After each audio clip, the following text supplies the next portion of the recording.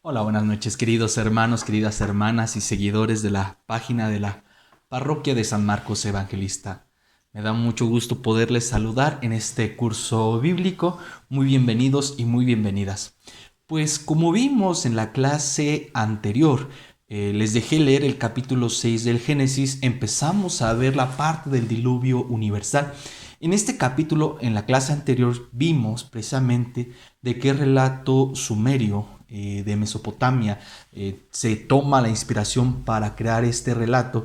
Es decir, vimos que este relato del diluvio universal se encontraba dentro de la cosmogonía, dentro de la mitología del pueblo sumerio de la antigua Mesopotamia. Recordemos que Mesopotamia, como ya les he dicho en varias ocasiones, pues significa básicamente la tierra entre los dos grandes ríos, entre los dos ríos, Tigris y Éufrates. Ahí estaba la cultura sumeria.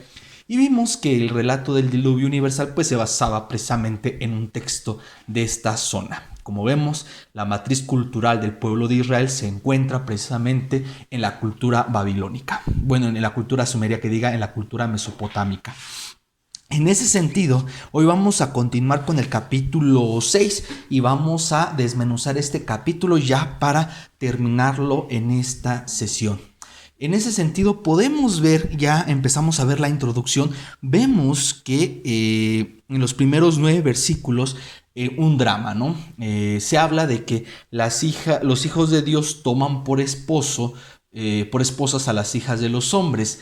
En este caso, recordamos que los hijos de Dios en hebreo es Nefilim, pero que no se identifica a qué se refiere esa palabra. En la época medieval, los intérpretes judíos interpretaban esta parte como si fuesen personas poderosas, jueces, magistrados. Entonces era gente poderosa, gente como jueces, magistrados, reyes, habían tomado con violencia a las mujeres, algo que no es certero. Eso ayuda bastante a esclarecer un poco, pero no es seguro la interpretación, sobre todo por la antigüedad. Estos nefilim también han sido identificados como ángeles caídos, como semidioses, etcétera. Estas uniones antinaturales dan por resultado a gigantes que fueron los grandes héroes de antaño, ¿no? Recordemos que los gigantes eran, dentro de todas las mitologías, pero sobre todo esta parte de la mitología, pues los gigantes eran símbolo de grandes guerreros, ¿no? De personas fuertes. Simplemente recordemos a Goliat contra David, ¿no? Un gigante. En este caso, pues son otro tipo de gigantes, son gigantes míticos, gigantes legendarios, que eran los grandes héroes. Eh, Así se va desarrollando y entonces pues Dios dice: mi espíritu no contenderá contra el espíritu de los humanos, ¿no? Su vida será de 120 años de vida nada más. Esta reducción de años tiene un significado también profundo. Es un significado, recordemos, que dentro del pensamiento hebreo, del pensamiento semítico, vivir muchos años es símbolo de bendición divina. Si uno vive muchos años, significa que goza de la bendición de Dios. Una forma de saber que uno está gozando de la bendición de Dios o que ha gozado de la bendición de Dios es que, y se utiliza este término en muchas ocasiones, ha completado el ciclo de su vida. ¿Qué es completar este ciclo de la vida? Es literalmente vivir una vida larga, plena y completa.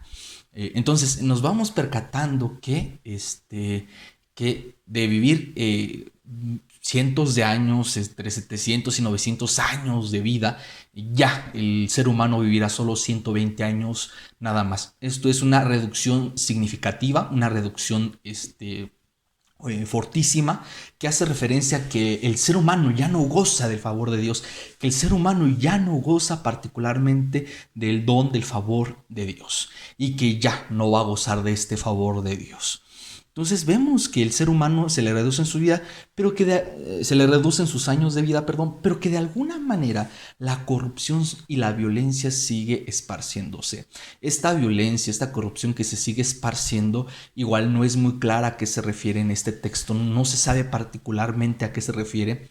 Algunos textos o algunas escrituras han hablado de que se refiere precisamente a la descendencia de Caín, que se ha vuelto más violenta, que se ha vuelto más agresiva y que por lo tanto ha sometido a al mundo en violencia.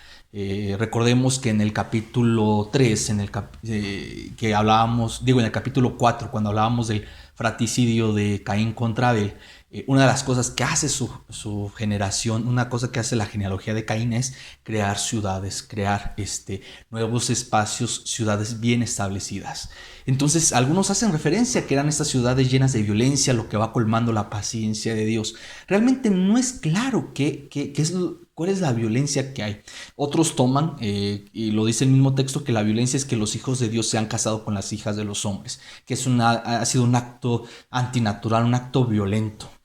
No se sabe realmente a qué tipo de violencia había, pero lo importante aquí es notar no el hecho de qué pasó, cuál era la violencia que había, sino que el evento importante es notar también la diferencia del relato de Gilgamesh con Utnapishtim, con el relato bíblico. Si recordamos el diluvio mesopotámico, este cuento mesopotámico, esta mitología mesopotámica, el diluvio había sido ocasionado porque los dioses no soportaban el ruido de los seres humanos.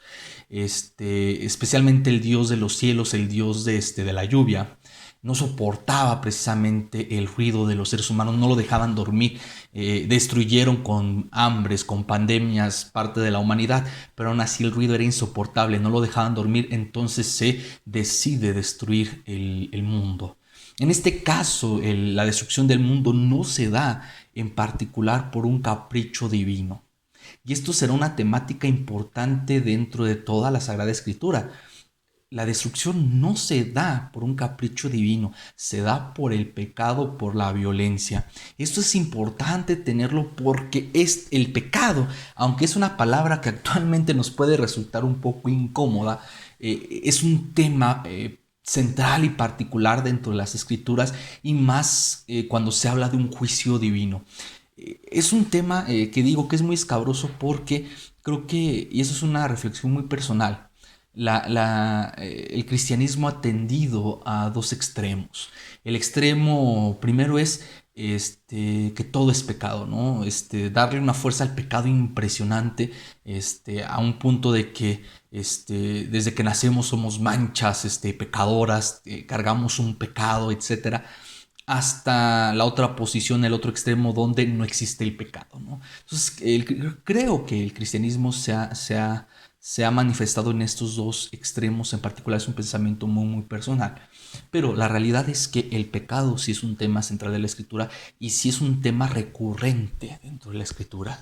Ya iremos viendo también definiciones de pecado, porque no todo se refiere al mismo pecado, pero sí es un tema recurrente. En particular para los judíos es un tema muy importante el pecado, porque el pecado se ve como independientemente de cómo se vea el pecado, si es por una cuestión cultural, moral, religiosa, etcétera, no importando la situación que sea, el pecado se ve como una ruptura contra el Dios de la alianza. Es decir, este Dios Yahvé ha propuesto una alianza a su pueblo y el pecado transgrede esa alianza. Y por lo tanto, es algo totalmente deplorable. Es una situación que pone al pueblo en una cuestión muy frágil, de fractura de la alianza. Entonces, el pecado se verá a ojos de la alianza. En la medida en que el Dios de la alianza se manifiesta, el pecado implica fracturar y romper esa alianza. Entonces, el pecado será muy central. Y de hecho, esto nos dará un telón para el Nuevo Testamento. No me adelanto, pero es bastante central. Y aquí quiero llegar a esto, precisamente en este punto, la diferencia entre el relato mesopotámico al relato hebreo es que en el relato mesopotámico es por un capricho de los dioses, que no los dejan dormir. Habrá gente que le guste dormir y lo justificará bastante bien, pero bueno, el relato es ese, ¿no? Los dioses no pueden dormir por el ruido de los seres humanos. En este caso, no es un ruido lo que molesta a Dios, es el pecado y la violencia que se ha manifestado y que ha llegado a un límite de la paciencia, de la misericordia de Dios. Es decir, este Dios también es un Dios justo, es un Dios juez, es un Dios de justicia. Entonces este Dios va a hacer justicia. Y en este caso la justicia es el diluvio universal. Entonces vemos que la temática cambia, mientras que en uno es un capricho de dioses porque no los dejan dormir, en este punto es el juicio sobre el pecado y la violencia que se vive. Entonces aquí hay una realidad muy particular, donde vemos de nuevo que un texto de una mitología cercana, de las mitologías mesopotámicas, se reinterpreta a la luz de la fe del único Dios Yahvé. Esa es una cuestión bastante impresionante, es una cuestión donde podemos ver la inspiración divina precisamente. Es el cambio de contexto, ya no es el ruido, es la violencia, ya no es un capricho, es el pecado. Este Dios es un Dios juez, un Dios justo.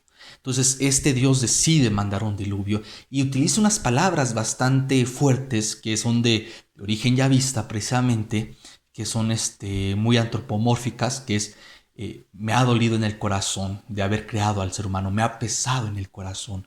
Esta cuestión no es que Dios se haya equivocado, este texto manifiesta algo más interno y algo más fuerte, y es que la violencia ha ocasionado que a Dios le dé una profunda tristeza. El pecado ha ocasionado en Dios un profundo dolor. A este proyecto llamado ser humano le ha ocasionado a Dios un profundo dolor.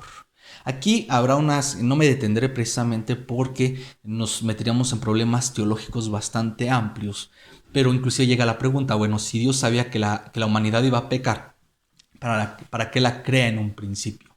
Entonces aquí no voy a meter en este asunto, porque lo que el texto trata de manifestar es de manera franca y sencilla y clara que la violencia ha ocasionado en Dios un dolor. Esto también manifiesta una característica de Dios, es un Dios personal, un Dios de la humanidad, no es un Dios que crea el universo y se aleja y se deslinda de él, es un Dios personal que convive con su creación, que vive con su creación, que está con su creación.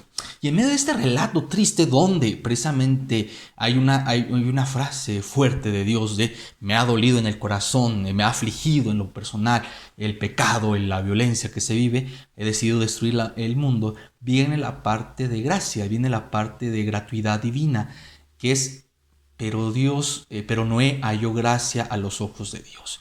Es decir, Noé era el único justo. De hecho, aquí un paréntesis bastante interesante.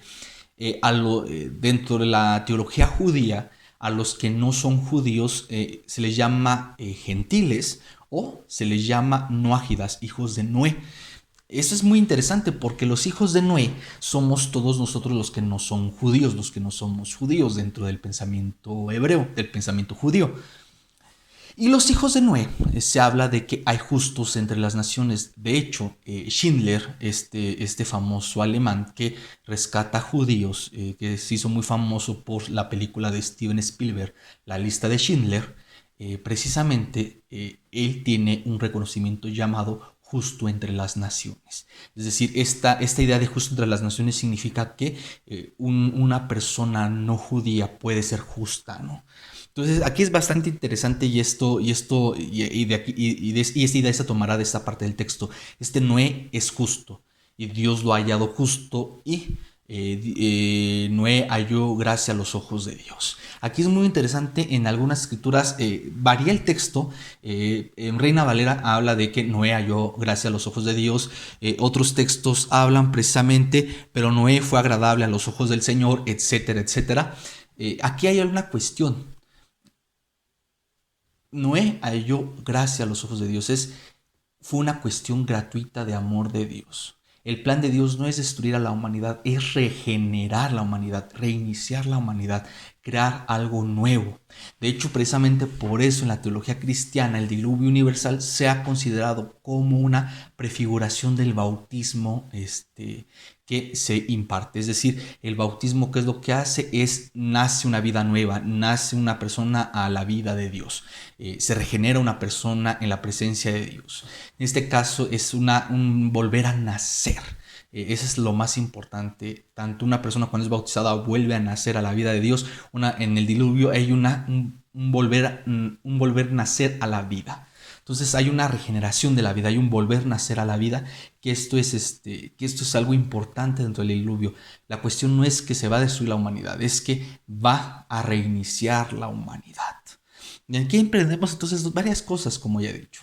que Dios es un Dios personal, que ese Dios personal en particular es también un Dios de justicia, y que será una experiencia que el pueblo hebreo, el pueblo judío viva y entienda, y que este Dios de justicia también encuentra misericordia en personas, ¿no? En ciertas personas, y que el plan de Dios nunca es destruir la humanidad, sino que siempre es que la humanidad se regenere, se restablezca, sea algo nuevo siempre.